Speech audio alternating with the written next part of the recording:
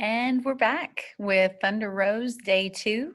We're starting on page 66. Make sure that you've already opened your Cami questions. The link is below so that you can answer as we proceed through the story.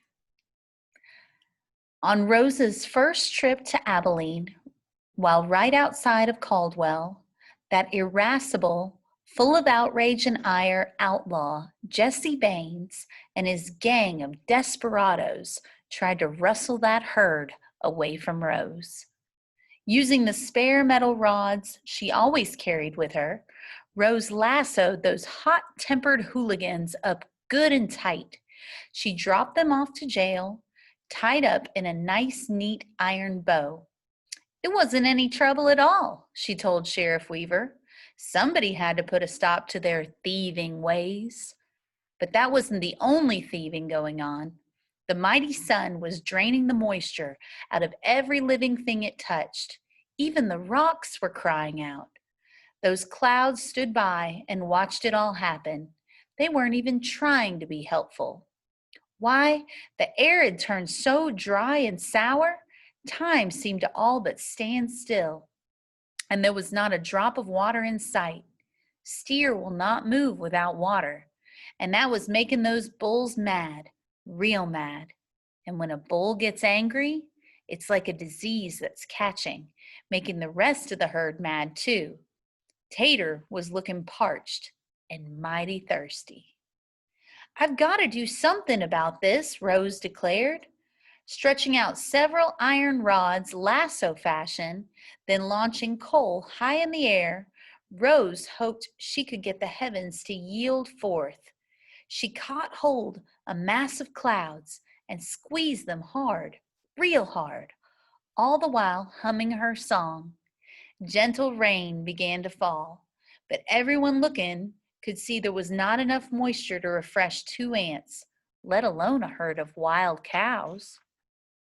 Suddenly, a rotating column of air came whirling and swirling around, picking up everything in its path. It sneaked up on Rose. "Whoa there, now just hold on a minute," Rose called out to the storm. Tater was helpless to do anything about that sort of wind. Those meddlesome clouds caused it. They didn't take kindly to someone telling them what to do, and they were set on creating a riotous rampage all on their own. Oh, this riled Rose so much, she became the only two-legged tempest to walk the western plains. "You don't know who you're fooling with," Rose called out to the storm. Her eyes flashed lightning. She bit down and gnashed thunder from her teeth. "I don't know why anyone would want to mess with a pretty young woman who had the power of thunder and lightning coursing through her veins, but pity for them, the clouds did." Rose reached for her iron rod. There was only one piece left. She did not know which way to turn. She knew coal alone was not enough to do the job right.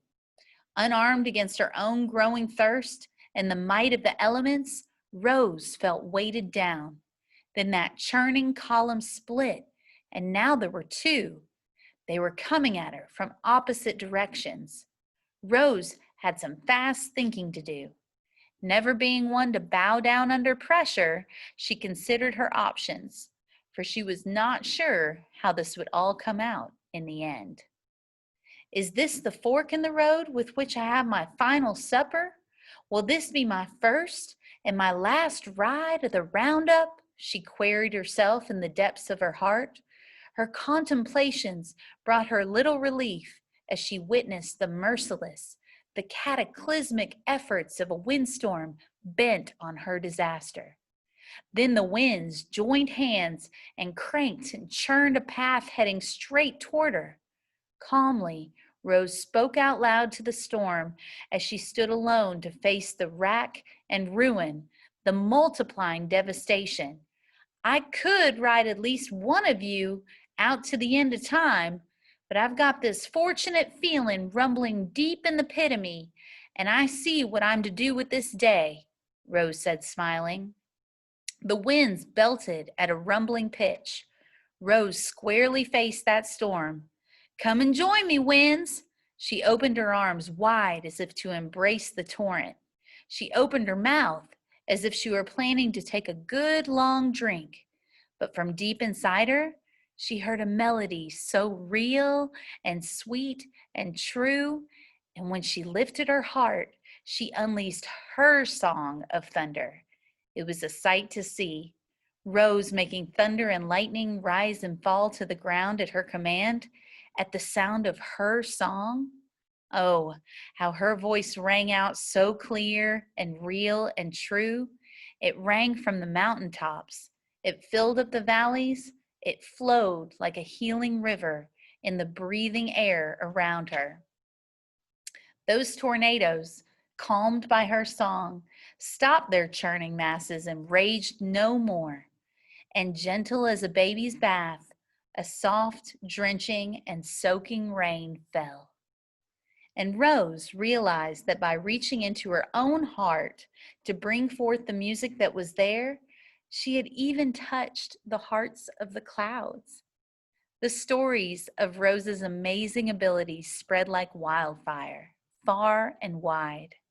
And as sure as thunder follows lightning, and as sun follows rain, whenever you see a spark of light flash across a heavy steel gray sky, listen to the sound of the thunder and think of Thunder Rose and her song, that mighty, mighty song pressing on the bullseye that was set at the center of her heart.